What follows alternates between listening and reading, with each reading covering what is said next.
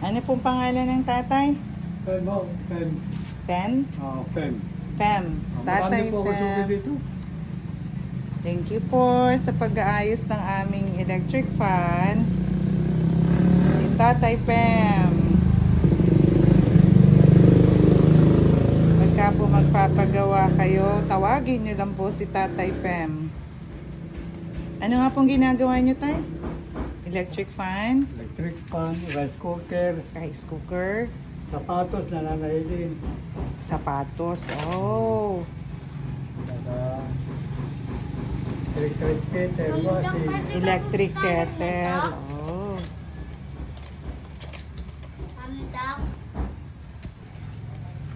Ah, may baon na ngukuan ng Tatay Pem.